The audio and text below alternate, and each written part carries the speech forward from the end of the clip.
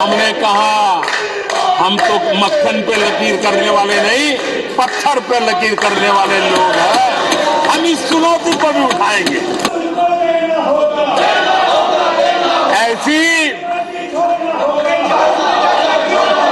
फायदे मिलते रहते थे, उनका चिल्लाना भी बहुत स्वाभाविक है।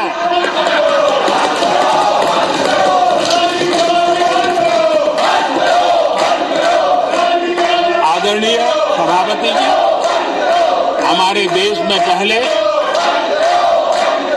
परियोजनाएं अटकाना, लटकाना, भटकाना, ये उनकी कार्य संस्कृति का हिस्सा बन गया था। यही उनका कार्य करने का तरीका बन गया था। ईमानदार टैक्स पेयर की गाढ़ी कमाई, उसका नुकसान होता था। हमने टेक्नोलॉजी का प्लेटफॉर्म तैयार किया, पीएम गति शक्ति मास्टर प्लान लेकर के आए और 1600 लेयर में डेटा के माध्यम से इंफ्रास्ट्रक्चर को, प्रोजेक्ट्स को गति देने का काम हो रहा है। जो योजनाएं बनाने में महीनों लग जाते थे, वो आज सप्ताहों के भीतर भीतर उसको आगे बढ़ा दिया जाता है, क्योंकि आधुनिक भारत के निर्माण के लिए इंफ्रास्ट्रक्चर का महत्व हम भली भांति समझते हैं, स्केल का भी महत्व समझते हैं, स्पीड का भी महत्व समझते हैं, और टेक्नोलॉजी के माध्यम से परमानेंट सॉल्यूशन और परमानेंट एस्पिरेशन का एड्रेस करने का प्रयास आदरणीय सभापति जी हम कर रहे हैं। आदरणीय सभापति जी, कोई भी जब सरकार में आता है तो देश के लिए कुछ करने के वादे करके आता है, जनता का कुछ भला करने के वादे करके आता है, लेकिन सिर्फ भावनाएं व्यक्त करने से बात बनती नहीं है। आप कह दें कि हम ऐसा चाहते हैं, हम ऐसा चाहते हैं, जैसे कभी कहा जाता था गरीबी हटाओ, 4 दशक हो गए, हुआ कुछ नहीं। इसलिए विकास की गति क्या है, विकास की नीयत क्या है, विकास की दिशा क्या है, विकास का प्रयास क्या है, परिणाम क्या है, ये बहुत मायने रखता है। सिर्फ आप कहते रहे कि हम भी कुछ करते थे, इतने से बात बनती नहीं है। आदरणीय सभापति जी, जबकि हम जनता को उनकी प्राथमिकताओं के आधार पर, उनकी आवश्यकताओं, और जब जनता की इतनी बड़ी आवश्यकताओं के लिए मेहनत करते हैं तो हम पर दबाव भी बढ़ता है, हमें मेहनत भी ज्यादा करनी पड़ती है, हमें परिश्रम भी ज्यादा करना पड़ता है। लेकिन हमने, जैसे महात्मा गांधी जी कहते थे, श्रेय और प्रेय, हमने श्रेय का रास्ता चुना है। प्रिय लग जाए, आराम कर लें, वो रास्ता हमने नहीं चुना है। मेहनत करनी पड़ेगी तो करेंगे, दिन रात खपाना पड़ेगा तो खपाएंगे, लेकिन जनता जनार्दन के एस्पिरेशन को चोट नहीं पहुंचने देंगे और उसके एस्पिरेशन सिद्धियों में परिवर्तित हो जाए और देश विकास की यात्रा को पार करे, इसके लिए हम काम करते रहेंगे। इन सपनों को लेकर के चलने वाले हम लोग हैं और हमने वो करके दिखाया। आदरणीय सभापति जी, अब आप देखिए, देश आजाद हुआ तब से 2014 तक 14 करोड़ एलपीजी कनेक्शन थे और लोगों की मांग भी थी।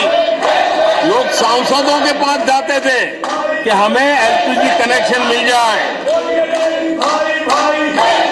और उस समय 14 करोड़ घरों में था, डिमांड भी कम थी, प्रेशर भी कम था, आपको गैस लाने के लिए खर्चा भी नहीं करना पड़ता था, आपको गैस पहुंचाने के लिए व्यवस्था, आप भी मजे में, चलती भी गाड़ी, काम होता नहीं था, लोग इंतजार करते रहते थे। लेकिन हमने सामने से होकर के तय किया कि हर घर को एलपीजी कनेक्शन देंगे।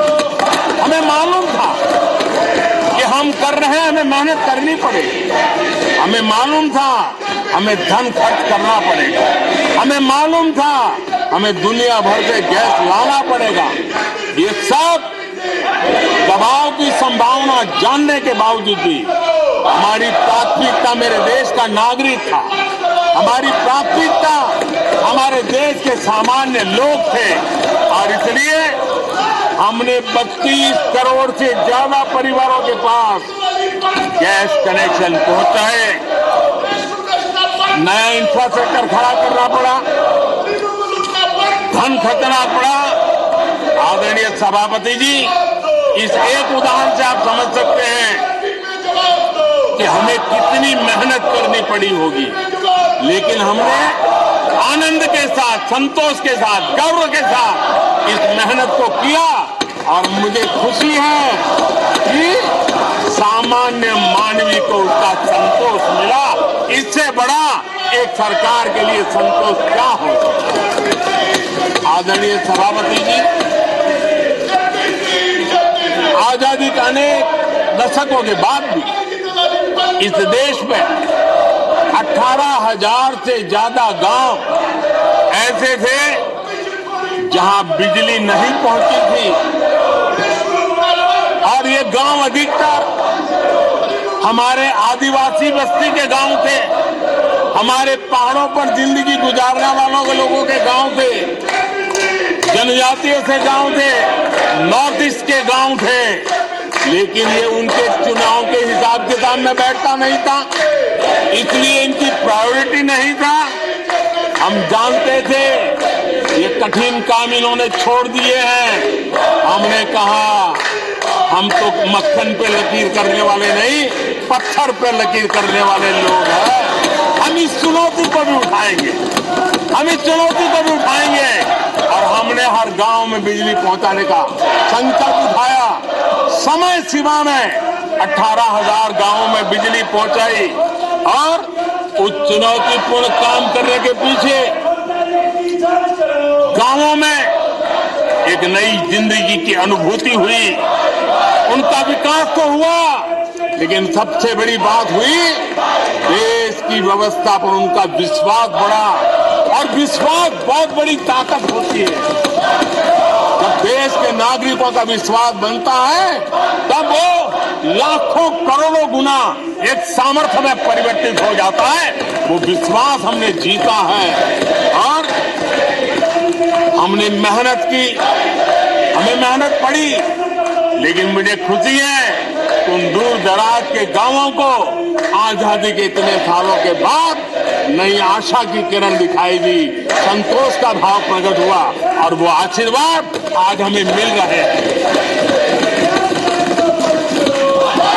आदरणीय सभापति जी, पहले की सरकारों में कुछ घंटे बिजली आती थी, कहने को तो लगता था बिजली आ गई, गांव के बीच में खंभा डाल दिया तो हर साल उसकी संवत्सरी मनाते थे, फलानी तारीख को खंभा डाला गया था, बिजली तो आती नहीं थी।